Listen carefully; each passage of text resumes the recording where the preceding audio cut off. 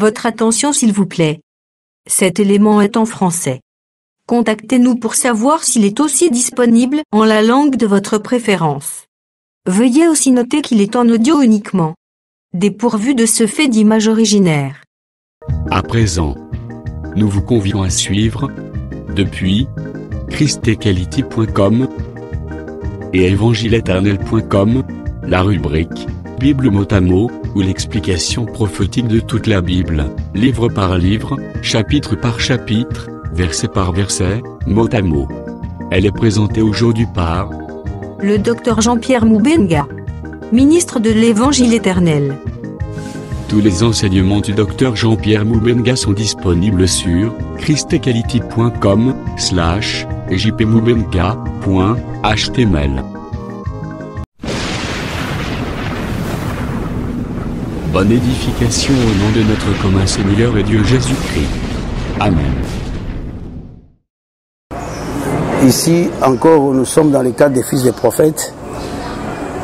Nous sommes toujours dans les aspects prophétiques. Et nous avons commencé à étaler certaines lignes de temps. Nous parlons du fantôme qui est en train de retracer aussi une certaine ligne de temps. Nous sommes dans Matthieu chapitre 14 où nous développons ce texte-là mot à mot, phrase par phrase, par la grâce du Seigneur Jésus-Christ. Nous avons commencé au verset 22 et nous irons jusqu'au verset 33. Déjà, le verset 22, nous l'avons déjà expliqué. Aussitôt après, il obligea les disciples à monter dans la barque pour parler du choix ou de l'élection que l'Éternel a porté sous les cieux. Parce que la course ou le déplacement, c'est celle de retourner d'où on était venu. Excusez-moi, le thème, vraiment le thème c'est le fantôme. Nous sommes en train de parler des lignes de temps.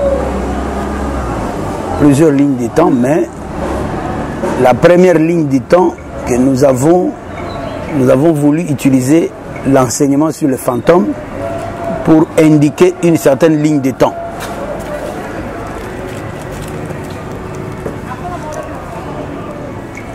Et l'enseignement sur le fantôme, nous le plaçons entre le verset 22 de Matthieu 14 et jusqu'au verset 33. Notre objectif est de retracer une certaine ligne de temps simple qui donne quand même l'idée du plan que Dieu a pour le salut de l'humanité. C'est comme ça que je rappelle le verset 22 et puis vous allez lire à partir du verset 23 jusqu'à 33 et nous allons continuer. Mais je rappelle le verset 22 que là, nous avons expliqué le mouvement que Jésus a fait. Il a obligé les disciples ici dans l'assemblée où il était, c'était une portion des gens. Parce qu'il y avait plusieurs personnes, il y avait la foule. Mais il a pris une portion des gens. Il est là obligé de le précéder, de lui précéder sur les chemins de la traversée. Passer avant lui de l'autre côté. C'est comme ça que nous avons dit, ce choix-là, c'est une élection. L'élection d'un groupe de gens. Et il les oblige d'aller avant lui.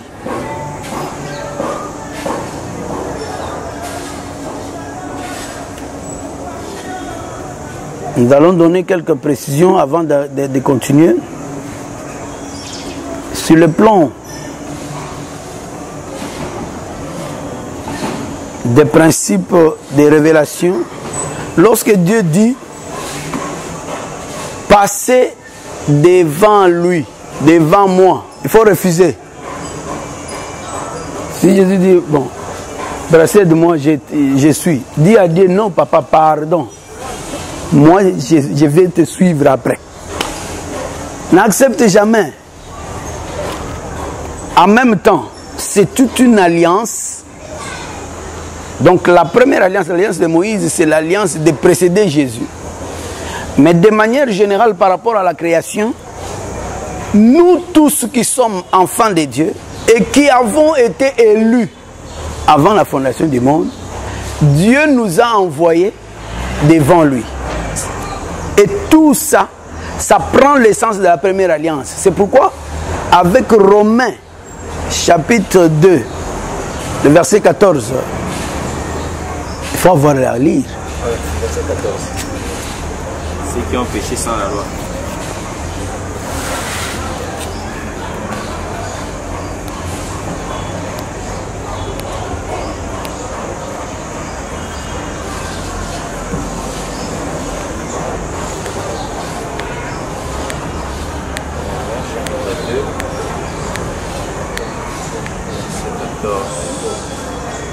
Quand les païens qui n'ont point la loi font naturellement ce que prescrit la loi. Retiens d'abord ça.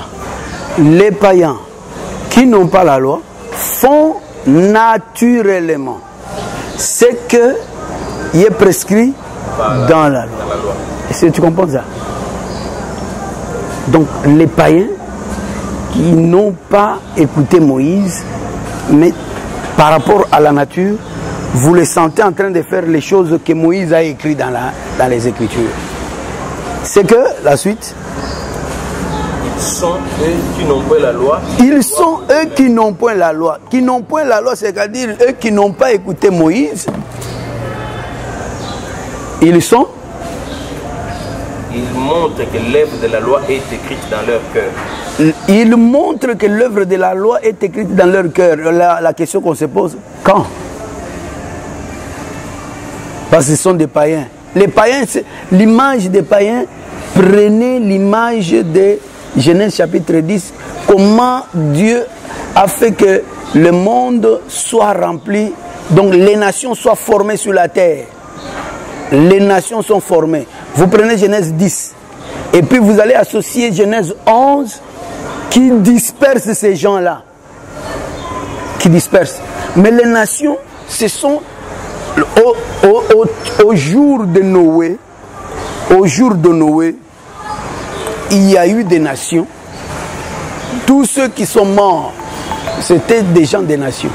Lorsque la Bible dit, il est allé prêcher les gens qui, au jour de Noé, quand on dit au jour de Noé, il n'y avait pas encore une division entre Israël et les autres. Il n'y avait pas encore l'élection sous les cieux. Est-ce que vous me suivez? Toute la terre s'appelait seulement des nations. Il n'y avait que des nations, des nations, des nations. Donc, en ce moment-là, nous disons que, d'une manière générale, il arrive que, après que Dieu ait choisi Israël, et qu'il lui ait donné une loi, les autres personnes qui sont restées à part Israël, ce sont des gens qui étaient appelés païens ou nations. Mais avant, tout le monde, nous étions nations. Mais Dieu, en tant qu'enseignant, il répète les choses pour expliquer les mystères qui étaient cachés. Si nous sommes ici, vous voyez que avant que Jésus ne puisse envoyer ce groupe-là, tout le monde était ensemble. Il y avait la foule, il y avait cette équipe-là. Il fait le choix. Cette élection-là, c'est d'abord l'image de l'élection avant la fondation. Mais puisqu'il dit à ces gens, passez avant moi, ça indique que c'est l'élection sous les cieux. Est-ce que tout le monde comprend le verset 22? Non, pas encore. Non, le verset 22, la fois passée, j'avais placé le cadre. Le cadre de cet enseignement. Les textes comme ce texte ici, ce ne sont pas des textes que vous allez prendre isolés, phrase isolée. Non, c'est un texte uni qui raconte une histoire qui s'est passée telle que cela.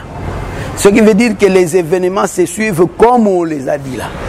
Quand vous allez les interpréter, vous respecterez cet ordre-là. C'est différent avec les textes qui sont comme des vers. Hein? Il prend ici, il met comme ça, comme les jeux de Scrabble. Alors lorsque vous interprétez, vous n'êtes pas obligé de suivre l'histoire. Hein? Par exemple, les livres de psaumes, par exemple, les livres de proverbes, et les livres de l'Ecclésiaste. Non, vous n'allez pas commencer à dire que c'est une histoire unie où vous devez respecter l'ordre des événements. Non. Mais ici, c'est une histoire unie. C'est pourquoi j'ai dit le cadre de cela. Dans l'interprétation, on pose le cadre. C'est ce qu'on appelle par les gens de quoi? Le contexte. Et ici, l'image qui est dessinée ici, c'est la traversée de la mer. C'est-à-dire, on est dans un bord, on doit traverser pour aller dans l'autre bord. Maintenant, l'histoire commence comment? Lorsqu'il dit obliger une partie des gens de monter dans une barque, c'est qu'il y a eu un choix. Les gens étaient nombreux et il a dit non, Bokendaka, je vais rester avec les autres. Donc, il a divisé déjà. Et cette division, c'est une élection. Et lorsqu'il dit « Passez devant moi », nous comprenons que c'est l'élection sous les cieux. Pourquoi? Parce que dans l'élection sous les cieux, Dieu fait comme s'il posait un examen aux gens pour que les gens se rendent compte de leur incapacité. C'est pourquoi il dit « Précédez-moi ». N'oubliez pas. Ce verset ici nous explique aussi Jean chapitre 10, le verset 10 qui dit « Tous ceux qui sont venus avant moi ». C'est lui-même qui les a envoyés avant lui. Il dit « Précédez-moi, allez devant moi ». Et ils sont venus, ces gens-là ont paru avant Jésus. Et tous ceux qui sont venus avant moi sont des brigands et des voleurs. À la vérité, si quelqu'un passe devant Jésus, il va échouer. C'est ce que ça veut dire. C'est pourquoi Simone de Cyrène, lorsqu'on l'a pris, il a été averti. Dès qu'on lui dit porte la croix, il se met derrière Jésus, il le porte, il est parvenu. Mais s'il était devant, il n'allait pas parvenir à porter la croix de Jésus. Et il est allé derrière Jésus. Jésus devant, lui derrière. Si tu es derrière Jésus, tu vas parvenir. Mais si on te dit, Jésus te dit, passe devant, dis papa, pardon. Moïse avait compris ça. Il a dit, si tu ne passes pas devant nous, ne nous demande même pas d'avancer. Parce que personne ne peut aller devant Jésus et parvenir. Et aller devant Jésus, c'est fournir les efforts personnels. C'est ça le terme de la première alliance. Qui veut dire, quiconque mettra ces choses en pratique, vivra par elle. Ça, c'est un examen, une interrogation impossible. Une interrogation impossible.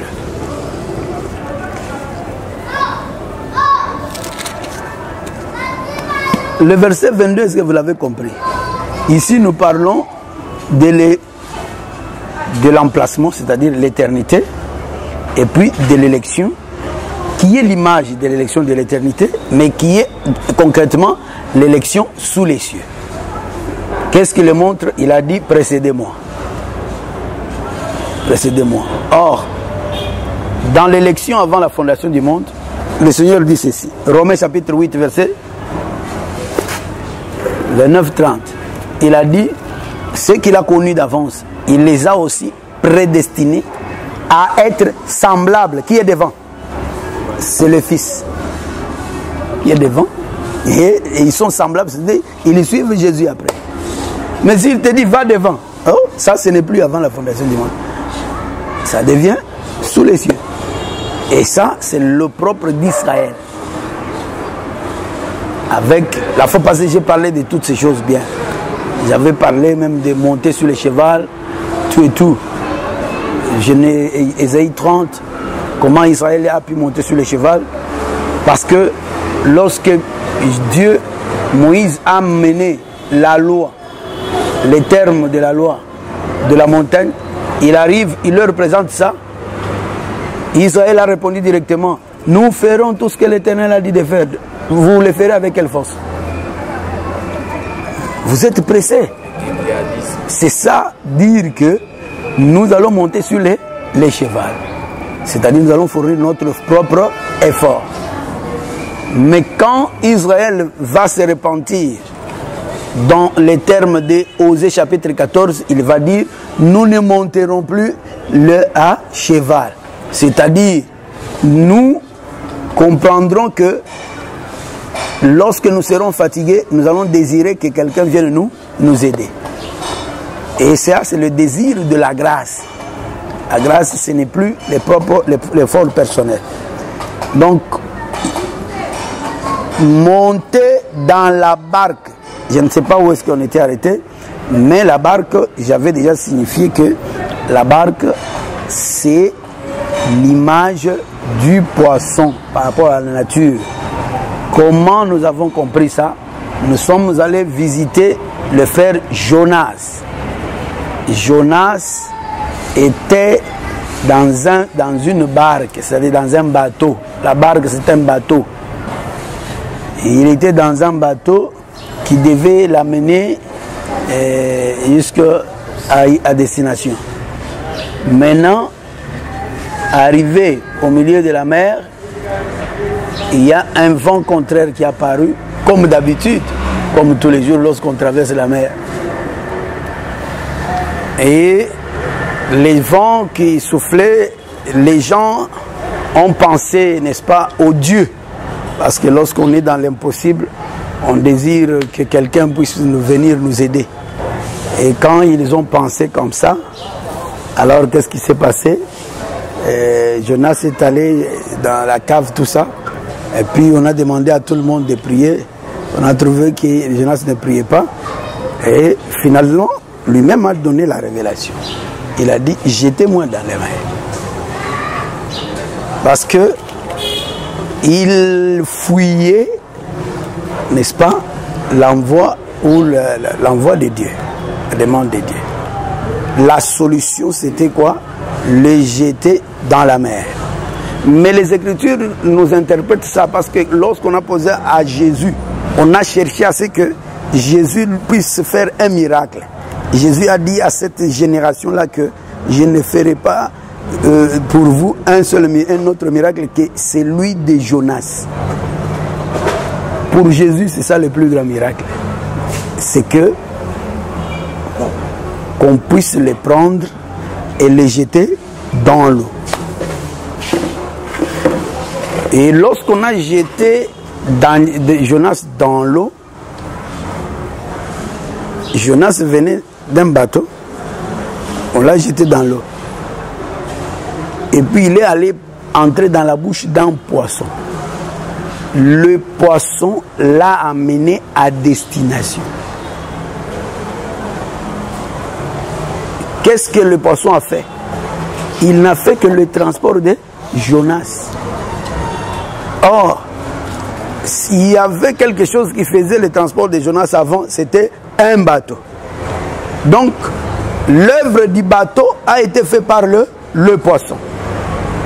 C'est comme ça que nous voyons que Jonas a quitté un bateau, il est entré dans un autre bateau. Or, là, nous disons, le bateau est l'image du poisson. Tout comme le poisson est représenté, peut être représenté par un bateau. Parce que le poisson résiste l'eau. Le bateau également résiste l'eau. Donc il fait l'œuvre du poisson. Donc lorsqu'il dit, mais le poisson en fait c'est quoi? Par rapport aux eaux. Les eaux, j'avais dit que les eaux peuvent signifier l'éternité ou la pensée de Dieu. Mais ici, les eaux ici représentent les nations, les peuples, tout ça. Mais ces eaux ici représentent aussi la mort. Parce que lorsqu'on a jeté Jonas dans l'eau, Jésus l'a interprété qu'il est mort. Donc l'eau peut aussi représenter la mort. Donc Jésus est entré dans la mort.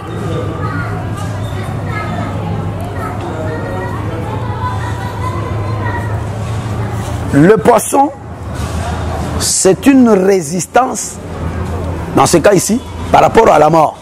Dans le cas de Jonas, évidemment. Et cette résistance par rapport à la mort, c'est ça ce qu'on appelle l'évangile. 2 Timothée montre que l'évangile, c'est vraiment la mise en évidence de l'immortalité et de la mort et de la vie. Donc, la résistance à la mort, c'est une immortalité. C'est la même chose avec le fil cramoisi. Dans la maison de la femme vertueuse, je crois avoir évoqué toutes ces choses. Le fil cramoisi, parce que l'Écriture dit, la femme vertueuse ne craint pas la neige, parce que toute sa maison est couverte de cramoisi. Et le cramoisi, vous pouvez avoir l'idée avec Juge Josué chapitre 2, avec l'histoire de la prostituée Rahab. Lorsque les espions sont venus, ils lui ont donné cette intelligence. Prends ce fil rouge, mets à ta fenêtre. Quand nous viendrons pour détruire la ville, si nous voyons ça, il n'y aura pas la mort dans ta maison. Mais si ce n'y est pas, il y aura la mort. Or, le fil cramoisi, c'est Christ crucifié. Et c'est ça l'évangile. Christ crucifié. La couleur rouge là, c'est la couleur du sang. Et l'évangile, c'est le sang. L'évangile, c'est Christ crucifié, selon la prédication de Paul. Donc, la résistance à la mort, c'est ce bateau ici. Mais nous avions spécifié ça par rapport à Israël. Quel est le bateau que Israël a emprunté? C'est toutes les promesses qu'Israël avait. Le choix là a fait que Israël soit réellement un peuple élu de Dieu. Un peuple sanctifié, c'est-à-dire mis à part. Je vais donner 2 écritures que vous reliserez.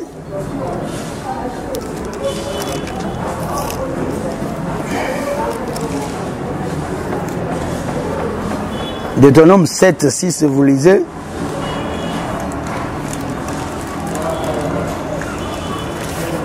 Je prends encore.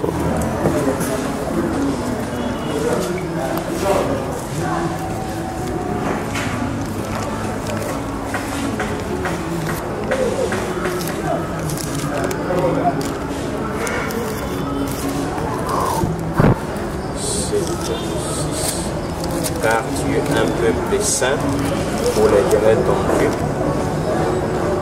L'Éternel ton Dieu t'a choisi pour que tu fasses un peuple qui lui appartient entre tous les peuples qui sont sur la face de la terre. C'est ton nom comme ça? 7, 6.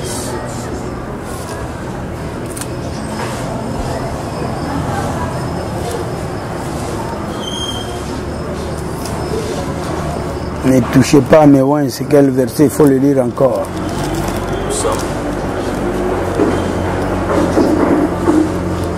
Psaume 105.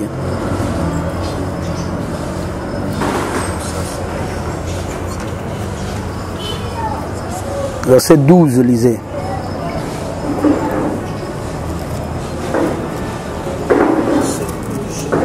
C'était alors pénombré, très pénombré, étrangers dans les pays.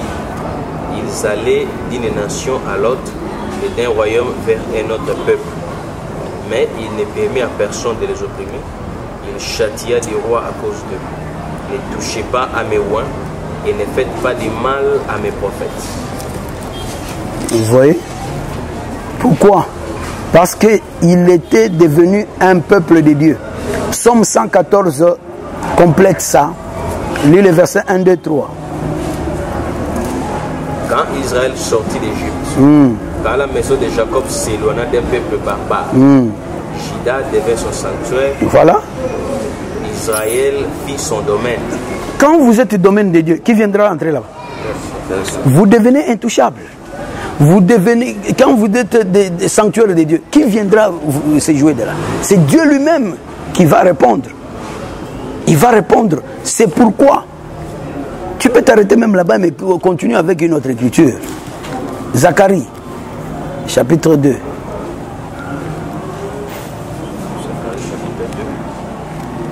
Lis le verset 9, il dit quoi?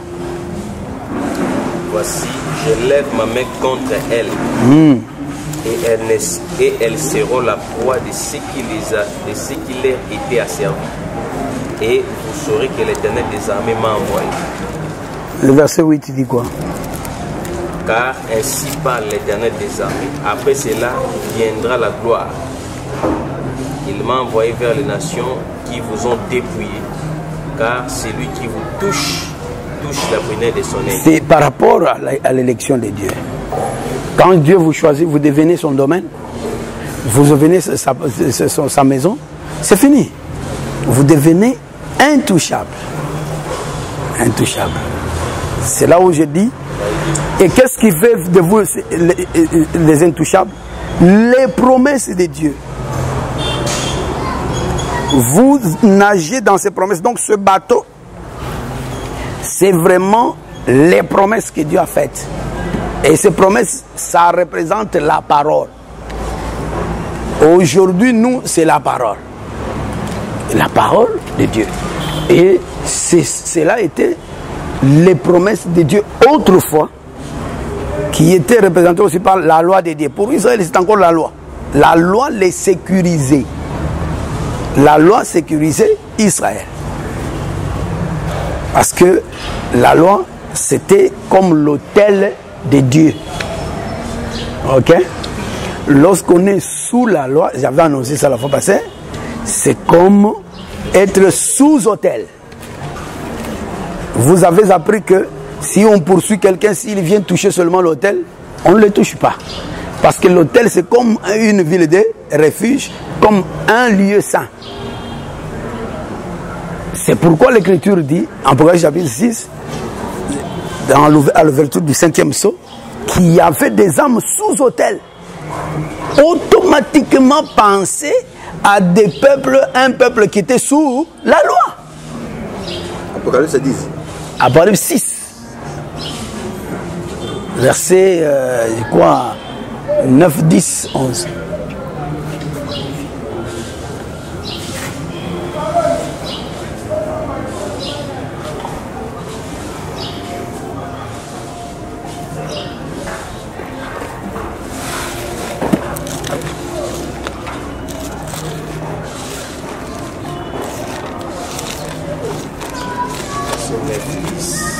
« 9-10, hein? Ok. Parce que je sais que le 5e saut, le 4e saut termine au verset 8.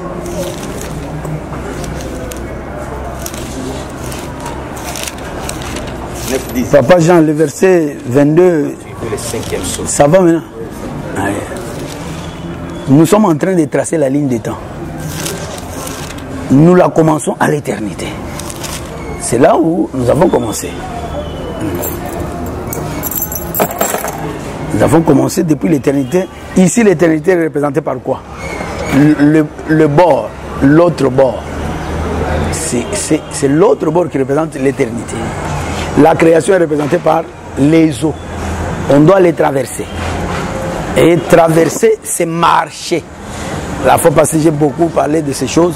C'est le temps. Le temps. On entre dans le temps, alors on marche. J'avais fait la différence entre la course de toute l'humanité avec la course de l'Église. L'Église aussi marche, mais le monde aussi marche. Nous marchons comment? Par rapport à notre naissance et notre mort. C'est comme ça que nous traversons la création. La création, c'est les eaux. Oui, dans cette... Traverser le bord. L'éternité, c'est le bord. La création, c'est les eaux. Dans ce texte ici, c'est pas partout, hein. Partout, ce n'est pas comme ça. Ce n'est pas un principe que partout, quand tu vois les eaux, tu dis c'est la création. Non. Ici, les eaux, c'est la création. Et ici, le bord devient l'éternité. Et l'autre bord aussi devient l'éternité. La traversée par rapport à l'humanité, c'est une marche. Une marche. Mais la marche selon l'Église, c'est autre chose. La marche selon l'Église, lorsque nous sommes déjà dans cette marche ici de l'humanité, quand nous croisons la parole, nous recommençons la marche. Confère Israël en Égypte. Il avait un calendrier, il était déjà avancé, mais lorsque le Seigneur est descendu pour le délivrer, il lui dit, vous recommencez à compter aujourd'hui. Aujourd'hui, c'est le premier jour, le premier mois de l'année pour vous. Donc, tout recommence. Comme Jacob l'a dit, apprends-moi à compter mes jours. Donc ça, c'est quelque chose qu'il faut aussi les retenir. Par rapport à la course, par rapport à la marche. La création entière marche. Mais l'Église aussi marche. Les deux marches sont différentes. Depuis que tu es né, tu marchais. Dès que tu es né, tu as commencé à marcher. C'est-à-dire, au bandit coco là, le temps est en train de courir. Mais le jour où tu rencontres Jésus, il remet le compteur à zéro. Tu recommences. Ozobo tamali lissus. Et là, tu vas maintenant bien compter tes jours. C'est comme ça qu'il les a engagés de précéder. J'ai insisté sur passer avant lui de l'autre côté. Ça, c'est une alliance que tu ne peux pas accepter. C'est l'alliance conditionnelle qui veut que fournir les efforts pour arriver sans Jésus. Parce qu'il y a Tigalini. Il est resté, c'est que je marche seul sans Jésus. Moïse a dit, si tu ne passes pas devant nous, ne nous demande même pas de marcher. Parce qu'à la vérité, nous ne marcherons pas. Exode 33, je crois. Ok? Tu as besoin de l'écriture là? La référence? Oui, c'est Exode. Donc, oui, on a besoin de ça. J'avais lu même hier. Moïse a refusé de cette recommandation ici. Allez, passez devant moi, avant moi. De l'autre côté, dis, papa, répète comme Moïse. Si tu ne passes pas toi-même, alors ne me demande pas de passer.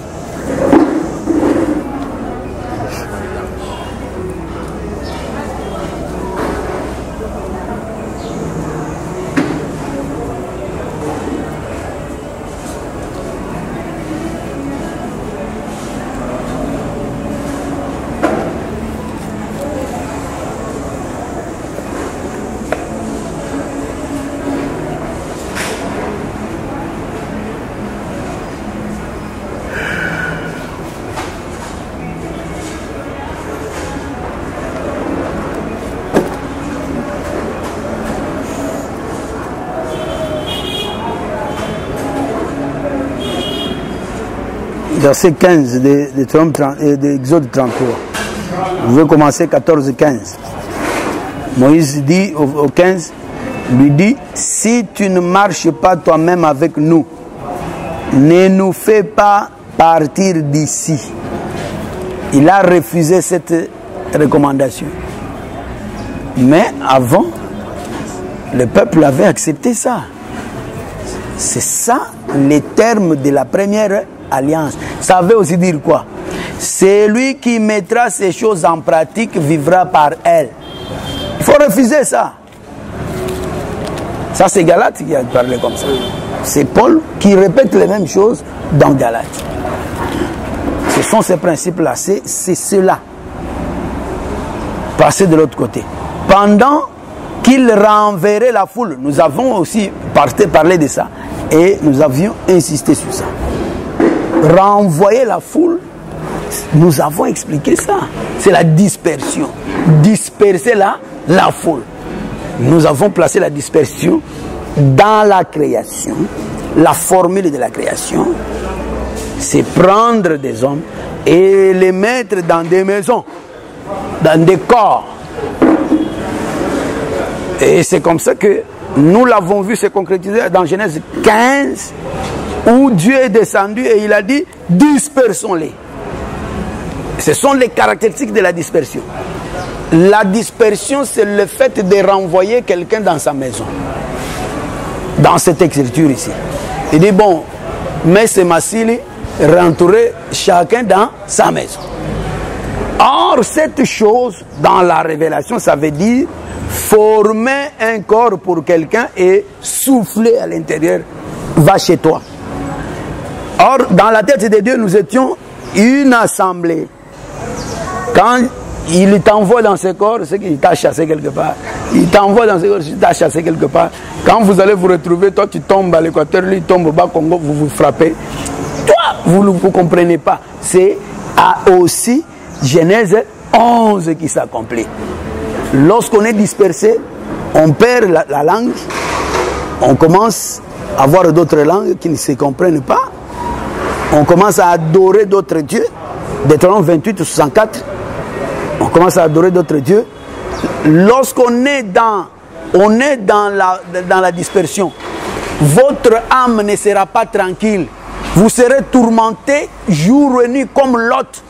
Lot est allé habiter dans Sodome et Gomorrhe et l'Écriture dit c'est juste tourmenter son âme jour et nuit à cause des choses qu'il voyait. Parce qu'il n'était pas habitué à cela. Il n'était pas appelé à des choses comme ça, la sodomie et consort. C'est comme ça qu'il ne pouvait pas être tranquille. Mais ce sont des caractéristiques de la dispersion. Tu ne seras pas tranquille, tu vas tourmenter ton cœur, tu n'auras pas à te reposer. En d'autres termes, dans la doctrine, ça veut dire quoi? Tant que tu es dans cette chair, tu ne vas pas te reposer. Si tu te reposes, c'est le diable qui va planer sur toi. Il faut toujours combattre et non pas relâcher. Parce que tu es dans un pays étranger. Ton corps là, c'est un pays étranger. Toi, tu n'es pas de ce corps-là. C'est un étranger, il partira. C'est pourquoi on a dit Agar. Plutôt, c'est notre prédicateur Sarah qui a prêché. Il a dit, chasse cet esclave et son fils. Parce que cet esclave ne peut pas, le fils de cet esclave, ne peut pas hériter avec mon fils, avec Isaac. Tu vois? La séparation doit être faite. C'est ce qui est couronné dans 1 Corinthiens chapitre 15, verset 50, qui dit que la chair et le sang n'hériteront jamais avec Isaac. Toi, tu es Isaac. Comme tu es Isaac, non, tu iras chez vous. Laisse Ismaël aller chez eux avec sa maman. Elle va reculer, descendre en Égypte. Toi, tu vas monter à Canaan. Vous vous séparez. Donc, c'est un pays étranger. Même dans la doctrine comme ça, ta chair, c'est un pays étranger, c'est pas toi. Et la dispersion se faisait comme ça. Nous l'avons couronné avec Lamentation chapitre 4 pour voir le mouvement, être ensemble et puis être dispersé. Lamentation 4, verset 1, 2, 3. C'est toujours la dispersion, c'est ce qui est ici. Donc, Dieu a continué à créer les hommes, même aujourd'hui, il continue à les renvoyer. Il envoie des gens, un décor. Là, nous avons achevé le verset 22. Donc, le verset 22 parle comment Dieu était à l'éternité. Il était, nous tous, nous étions ensemble. Comment il a fait les choix. Un choix là qui, en même temps, est l'image de l'élection avant la fondation du monde. Mais dans le concret, lorsqu'ils sont entrés dans la barque, ça devient les choix Et ce que nous appelons l'élection sous les cieux. Pourquoi? Parce qu'il a dit à ces gens, passez devant moi. Donc ce sont des gens qui voulaient faire les œuvres de Dieu sans Dieu. C'est ça l'alliance de Moïse, l'alliance conditionnelle, qui se veut qu'on fournisse les efforts personnels sans Jésus. Et pendant ce temps, lui continuait à renvoyer les gens. C'est-à-dire, il continuait à créer et à envoyer les gens dans leur corps. Voilà la fin du premier verset. Nous entrons dans le second verset. Vous devez être prompt à lire aussi, frère. Il ne faut pas que je fasse tout. Quand il lui renvoyait, il monta sur la montagne pour prier à l'écart. Et comme le soir était venu, il était là seul. Voilà. Quand il l'eut renvoyé, il monta sur la montagne pour prier à l'écart. Et comme le soir était venu, il était là seul. Ce qui veut dire que cette prière, il l'a faite jusqu'au soir. Or, vous allez voir que celui qui prie ici, c'est qui? C'est Jésus. Jésus, à l'éternité, il est Dieu. Est-ce que Dieu peut prier? Dieu prie. Il prie où? Il prie qui? Il prie Dieu. Et comment? C'est pour dire que Dieu qui prie, il est dans ce qu'on appelle Dieu qui s'est fait fils, c'est-à-dire serviteur. D'abord, regardez cette écriture. Hébreu,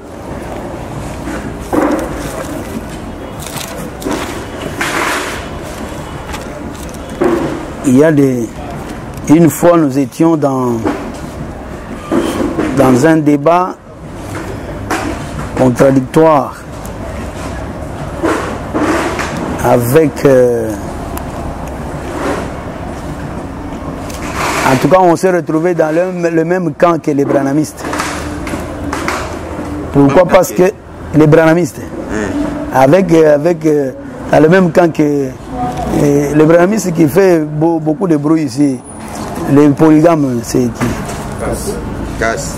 Avec le frère Casse, Sambakana. Alors toutes les bêtises qu'il racontait, on pensait que c'est nous parce que nous sommes chrétiens et ils sont des musulmans. Donc on a formé seulement deux camps. Alors les musulmans, lisant beaucoup les Écritures aussi, et ils ont dit, si Jésus était Dieu, et pourquoi il avait pleuré?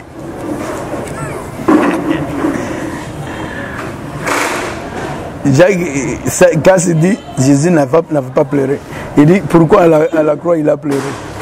Casse dit, non, il n'a pas pleuré. Casse ne savait pas que Jésus avait pleuré sérieusement. Le verset, il dit quoi? Hébreu chapitre 5. Et il nous a fait honte sérieusement. Quand les musulmans donnent le verset que le chrétien n'a pas dans sa Bible. Hébreu 5. Commence au verset 5, nous allons au verset 7. Et Christ ne suit pas non. Non, tu vas aller même jusqu'au verset 10. Parce que c'est tout ce qu'on est en train d'expliquer dans ce verset-là. Et Christ ne suit pas non plus attribuer la gloire de devenir souverain sacrificateur, mais il la tient de celui qui lui a dit, tu es mon fils, je t'ai agendé aujourd'hui. Comme il dit encore ailleurs, tu es sacrificateur pour toujours, selon l'ordre de Melchizedek. C'est lui qui, dans les jours de sa chair, ayant présenté avec des grands cris, avec des larmes, des prières et des supplications à celui... Non, reprends d'abord cette phrase-là, kimia, kimia. C'est lui qui, dans les jours de sa chair, ayant présenté avec des grands cris et avec l'art de prière. Il l'a présenté avec des grands cris, avec des larmes, quoi? De prière. Vous voyez? Continue. Et des supplications à celui qui pouvait les sauver de la mort et ayant été exaucé à cause de sa piété. A appris, bien qu'il fît fils, l'obéissance par les choses qu'il a souffertes, et qui, après avoir été élevé à la perfection, est devenu pour tous ceux qui lui obéissent l'auteur d'un salut éternel. Dieu l'ayant déclaré souverain sacrificateur, c'est l'ordre de Melchizedek. Il est Melchizedek. Donc il faut noter, c'est comme je venais de parler de l'anneau et de la roue. Dans Cantique des Cantiques, il est dit les mains du bien-aimé sont des anneaux d'or. Mais il ajoute garnis de chrysolites. Ça parle d'une même chose, mais dans des étapes. Les anneaux sont d'or. Or, l'or, d'emblée comme ça, tout le monde penserait à la divinité, selon les Écritures. Cantique des Cantiques, chapitre 5. Mais je voulais montrer quelque chose en passant. L'anneau, selon cette écriture, lorsque vous lisez les Écritures, vous trouverez qu'il y a des anneaux qu'on met au doigt. On peut mettre l'anneau au doigt. On peut mettre l'anneau au nez. On peut mettre aussi l'anneau aux oreilles. Selon les Écritures. Et tous ces lieux-là, ça dit quelque chose. L'anneau au doigt, c'est un pouvoir, c'est une autorité. Parce que les rois, autrefois, ils portaient l'anneau, c'est avec l'anneau qu'ils faisaient des lois, qu'ils mettaient des sceaux. Hein, du temps de Daniel, lorsqu'on l'a jeté dans la fosse au lion, qu'est-ce qu'il a fait? Le roi a pris son anneau et il l'a scellé de façon que cette loi ne puisse pas être révoquée. Son anneau et l'anneau de ses chefs, ses grands. Donc ils ont décidé avec leur autorité. Même du temps de qui? Et là aussi c'est encore très bien. Du temps de Mardoché. On a pris l'anneau qui était à la main du roi Assuérus. Il a d'abord pris cet anneau. Il a voulu honorer Aman. Il prend l'anneau, il le donne chez Aman. Quand le secret a été révélé, c'est le même anneau. Est-ce que tu me suis? Il faut retenir ça, c'est très important. Le même anneau là, on l'a ôté du doigt d'Aman, on l'a mis au doigt de Mardoché. Ça, c'est l'histoire du royaume. Non, l'anneau, c'est le pouvoir. C'est le pouvoir, c'est aussi la royauté. Dieu a appelé un roi, même quand bien même il sera anneau à mon doigt. Il appelle un homme un anneau, mais cet homme c'était un roi. Donc l'anneau c'est le pouvoir, c'est l'autorité, c'est la royauté, c'est même le roi. Là c'est l'anneau au doigt. Lorsque l'anneau devient à l'oreille, c'est comme le boucle d'oreille. C'est un anneau aussi, boucle d'oreille.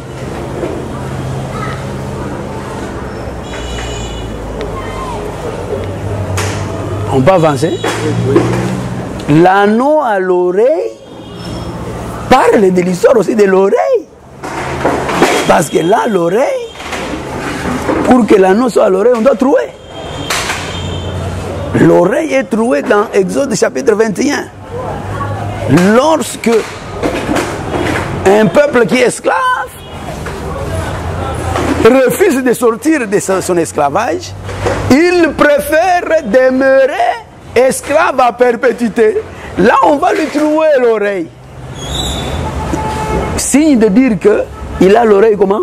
Trouée. Il est incrédule, il n'entend pas, il va rester toujours esclave. Or, le Seigneur a fait ceci.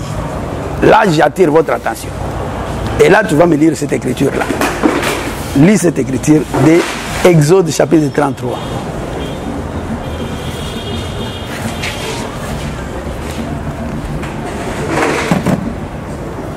Et il faut comparer cette écriture avec Ézéchiel chapitre 16.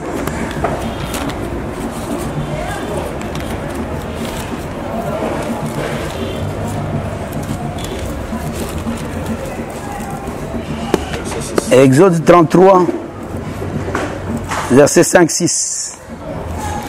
Et l'Éternel dit à Moïse, dit aux enfants d'Israël, vous êtes un peuple au cou roïde. Si j'ai monté un seul instant au milieu de toi, je te consumerai. Ôte maintenant des ornements de dessus toi, et je verrai ce que je te ferai. Les enfants d'Israël se dépouillaient de leurs ornements en s'éloignant. Ils se sont dépouillés des ornements. Parmi ces ornements, il y avait des boucles là. Tout ça. C'est comme aussi Genèse 35 le dit. Il dit que ôter les dieux étrangers. Quand ils ont commencé à ôter, ils ont ôté les oreilles, les trucs des oreilles, ils ont ôté leurs bijoux, leurs ornements. Ici, l'ornement, si quelqu'un te dit, c'est Dieu lui-même a donné aux enfants d'Israël les ornements, vraiment c'était malade. Parce que Dieu a fait enlever à Israël les ornements.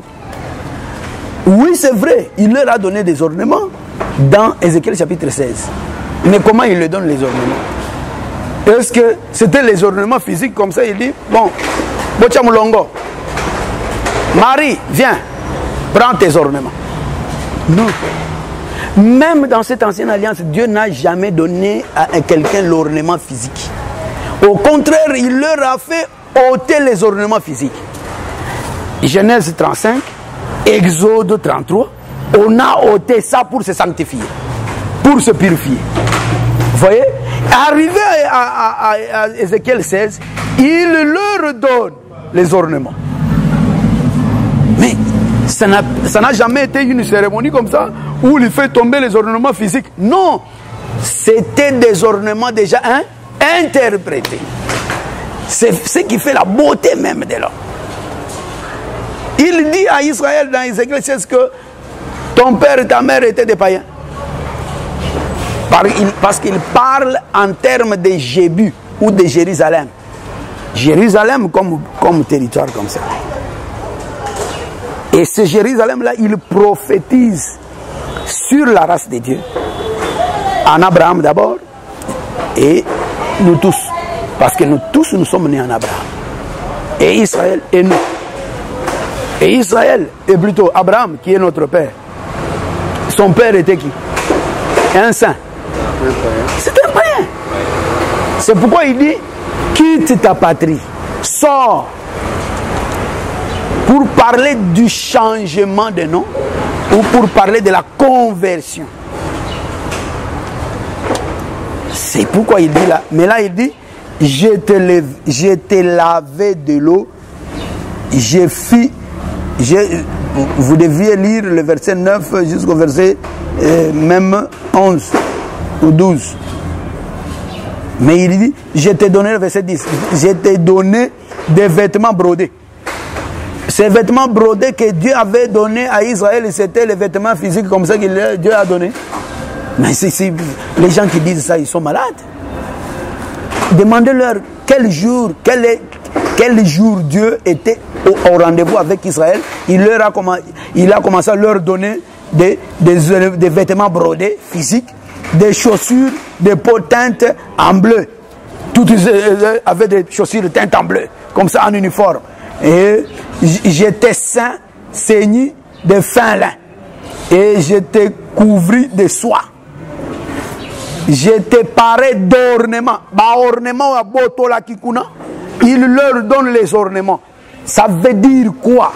Le truc de l'oreille. Dieu a mis aussi son peuple les boucles à l'oreille. Comment? Ils étaient esclaves de Pharaon. Il les arrache et il dit, restez, devenez mes propres esclaves. Cela veut dire, je vous dis, dotez ces ornements, mais moi-même je vous mets mes propres ornements. Et les ornements que Dieu donne à son peuple, ça n'a jamais été des ornements physiques. Ce sont des ornements spirituels. Depuis l'ancienne alliance. Qu'on ne trompe pas, à l'ancienne alliance, il les portait. Non. Il les portait comme tous les païens. Mais quand il veut se sanctifier, il les enlève. Or, dès qu'ils enlèvent, Dieu profite, il leur donne les siens, les véritables. Voilà. Donc, j'ai voulu dire ça pour fermer cette parenthèse-là. Fermer la bouche de ces gens-là. Ce sont des charnels. Ça, c'est Ézéchiel 16. Ézéchiel 16, vous lisez le verset 3, vous allez au verset 9 jusqu'à 12. Mais papa, oui. Maintenant, ceux qui portent des ornements dans leur doigt ici à l'église, comment on peut les considérer? Ils iront en enfer. Ce sont des rebelles, des gens au cou raide. Comme l'a dit le Seigneur. S'ils veulent se sanctifier, ils doivent ôter ça. Ah ouais, mais ce sont des païens. Nous sommes dans l'église locale. Là même, les fils de la perdition peuvent venir dans l'église locale. La parole va les chasser. Il y a aussi les ministres et évangéliques qui mettent ça. C'est un moment de... Même les femmes des ministres. Moi, j'ai assisté. Mais vous me posez des questions. Vous voulez que je change l'évangile? Je ne change pas l'évangile. Même quand bien même vous me verrez en train de porter, dites-moi, docteur de vrai païen. Bon, maintenant, si tu prêches, moi je vais rester là. Si tu ne veux pas, tu pars. Mais si tu veux écouter Satan parler, tu pars, tu m'écoutes. Parce que, papa, là, il faut nous aider. Oui. Un ministre comme vous êtes, avec beaucoup de paroles, avec le Saint-Esprit que vous avez. Oui. Un jour, nous te voyons porter... Le Saint-Esprit ne me permettra pas de mettre ça. Non, nous disons, parce qu'eux aussi parlent. Bon, si j'ai attristé le Saint-Esprit, je peux mettre. Alors maintenant, vous passez au Dieu de la chair, vous commencez à prêcher aussi les saints avec cette impureté. Non. Les saints n'écoutez pas. Les saints n'écoutez pas. Il faut sortir. Il faut causer les dire non, on ne va pas écouter. Les anneaux du mariage. Mais c'est ce que nous parlons. C'est ça. Les anneaux du mariage, Dieu n'a jamais fait le mariage avec les anneaux ici. Je vais parler un peu des anneaux de mariage. J'ai parlé du doigt, c'est le pouvoir. J'ai parlé de l'oreille, c'est l'entendement. Ou l'esclavagisme. L'entendement ou l'attachement à Dieu comme esclave de Dieu.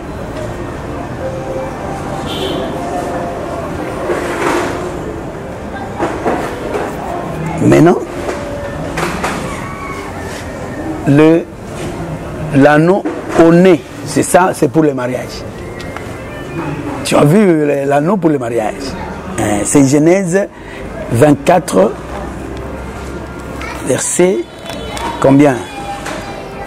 Je crois 27, quelque chose comme ça, ou 47.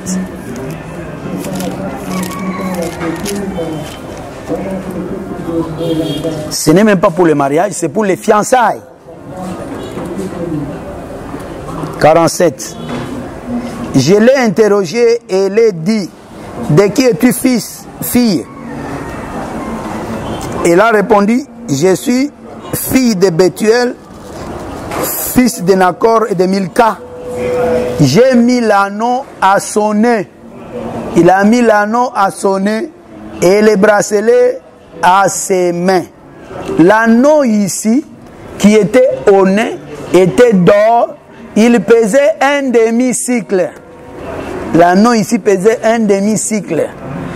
Et les deux bracelets, les bracelets ici on a seulement dit bracelets, mais si tu montes là-bas, c'est 2 bracelets. Les 2 bracelets là pesaient 10 cycles.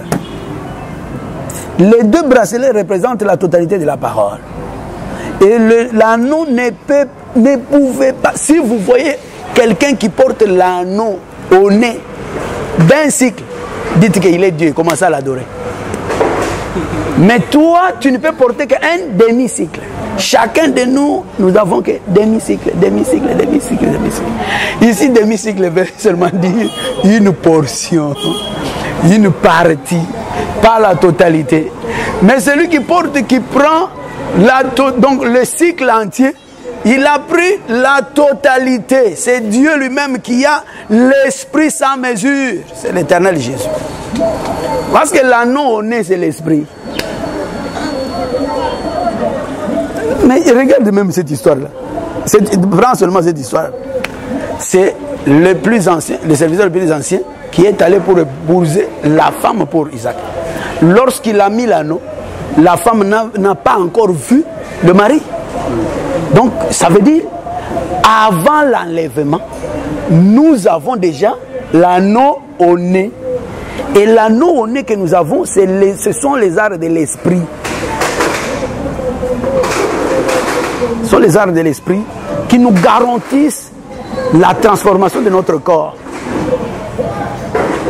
Vous avez dit les 2 bracelets pesaient 10 cycles. Et l'anneau pesait 2 cycles. Non, donc demi-cycle, demi, la ndambo. L'anneau c'est ndambo. Ndambo wana, ça veut dire l'esprit avec mesure, c'est-à-dire une portion, portion. C'est l'esprit par aspersion. Dans Lévitique chapitre 8, verset 32. 30 je crois, ou 30. Mais l'esprit sans mesure, c'est l'esprit, c'est Lévitique chapitre 8, verset 12. Où on a versé l'huile sur Aaron. Là, c'est l'esprit sans mesure. C'est Aaron qui est monté des eaux. Jésus, lorsqu'il est venu des eaux, hein, n'est-ce pas, au Jourdain, l'esprit est descendu. Cet esprit qui est descendu sur lui, c'était l'esprit sans mesure. Mais à la Pentecôte, c'était l'esprit avec mesure. Parce que c'était l'aspersion. On a attendu la mort. Il a pris, comme Moïse, il avait pris le sang du bélier de consécration. Il a pris l'huile d'onction. Il a mis ensemble. Alors il a aspergé sur les gens. Quand on asperge, c'était l'indambo. C'est ça, ce que nous sommes en train, nous, de vivre. Donc, l'anneau qui pèse un demi-cycle. Demi-cycle. Pas un. Demi-cycle. Donc, 0,5. 0. Et 5. Mais de l'autre côté, c'est 10 cycles. La totalité de la loi ou de la parole. Mais les 10 cycles, c'était 5, n'est-ce pas? Pour montrer que 2 là, c'est pour parler de la loi et le témoignage. C'était un demi-cycle, l'anneau d'un demi-cycle. Et 2 bracelets qui pesaient 10 cycles. Mais prenez l'écriture est là, non?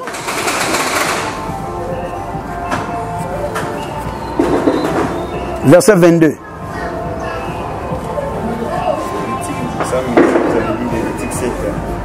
Non, Lévitique 8, verset 12, sans mesure.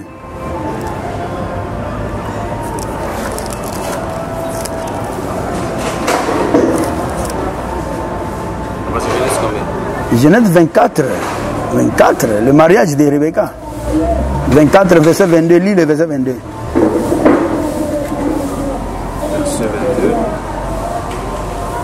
Quand les chameaux eurent fini de boire, l'homme prit un anneau d'or du poids d'un demi-cycle et des 2 bracelets du poids de 10 cycles d'or. 2 bracelets du poids de 10 cycles d'or. Les 2 pesaient 10 cycles d'or.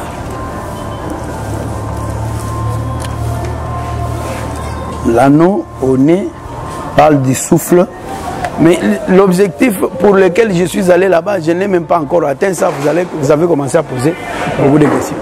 Parce que là, je voulais vous parler de l'anneau par rapport à la roue. La roue.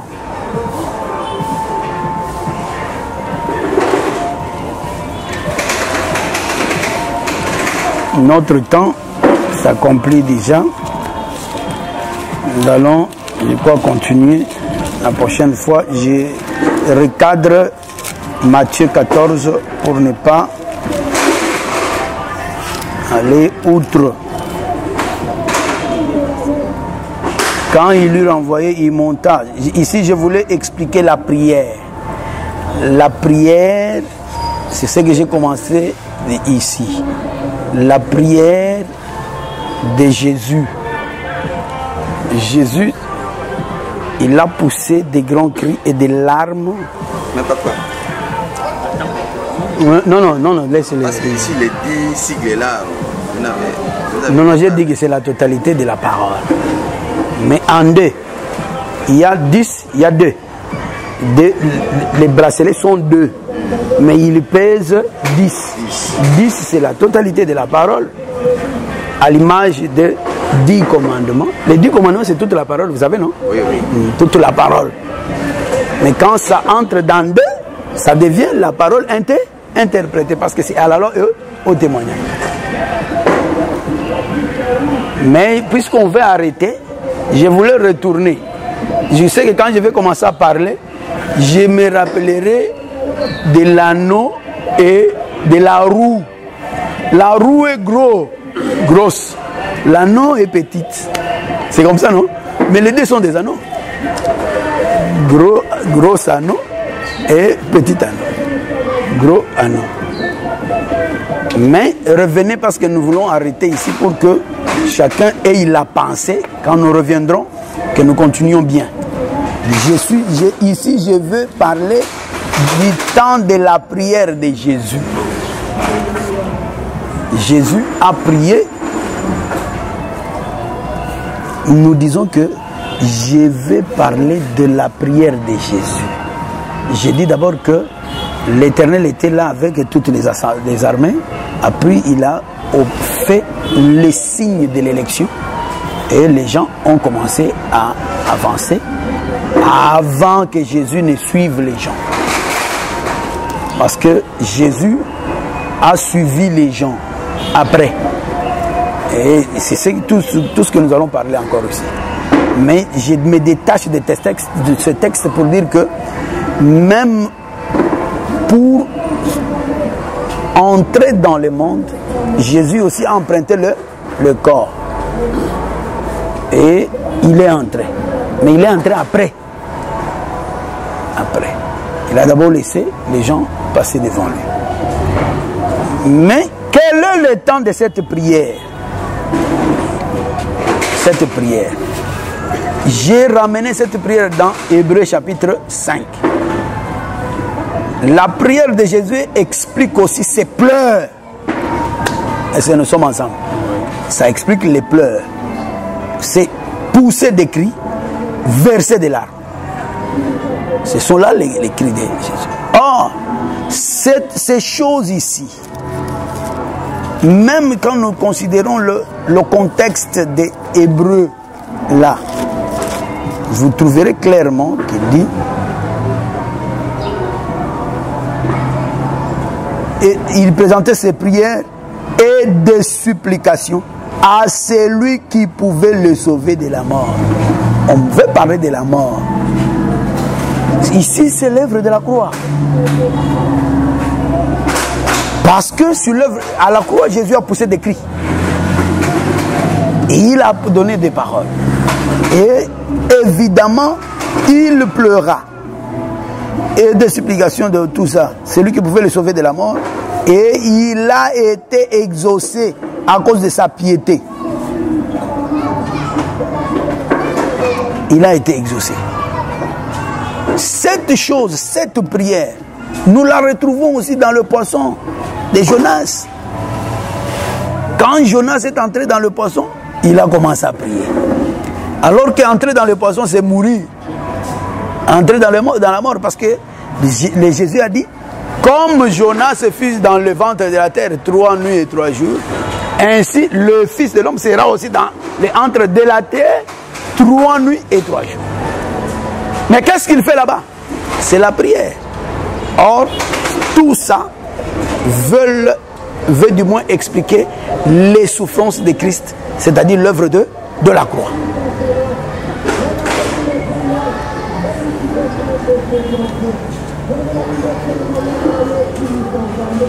Ici aussi, quand il était ici, il n'était pas encore monté sur les eaux. En d'autres termes, il n'avait pas encore suivi le peuple. Ce qui veut dire que cela aussi s'est fait avant la fondation du monde. C'est pourquoi l'agneau, ça prouve aussi que l'agneau fut immolé avant la fondation du monde. Et cette prière explique l'œuvre de la croix. Il l'a fait à l'écart. À l'écart veut aussi dire seulement à l'éternité. Parce que c'est là où il boulait lui-même. Sans personne. Personne n'était là pour lui dire, pour le conseiller. Fais ceci. Non, ça c'est mauvais. Non. Il a dit, j'ai conçu ces choses moi-même. Je suis bouliste de mes choses. Et donc, j'ai voulu cadrer le verset 23 qui parle de la prévision de l'œuvre de la croix.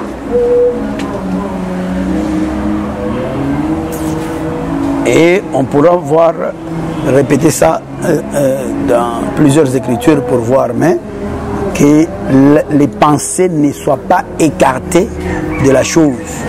Parce que je suis allé pour dire quelque chose que je n'ai pas encore dit, mais retournons ici.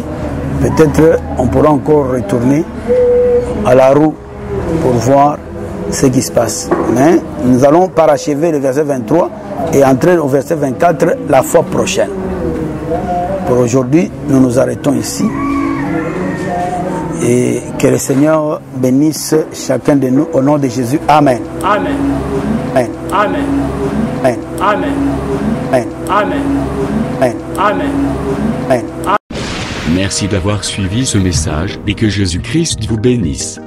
Si vous avez une question à l'intention de l'homme de Dieu, si vous voulez que l'homme de Dieu prie pour vous, si vous voulez vous confier à l'homme de Dieu, ou si vous voulez tout simplement bénir l'homme de Dieu, contactez-le directement si ses coordonnées sont disponibles depuis sa page. Sinon, contactez-nous et nous lui transmettrons vos préoccupations. N'oubliez pas de faire un tour à notre page évangélisation pour voir en quoi vous pouvez vous rendre utile à Christ par cette œuvre. Que Dieu vous bénisse tous. Amen. ChristQuality.com. Les cieux en un clic de la souris. Évangile-éternel.com. Le site de l'évangile éternel. Christ et Quality Fondation, équilibrer la manne ramassée dans le désert de sorte que chacun ait un numère.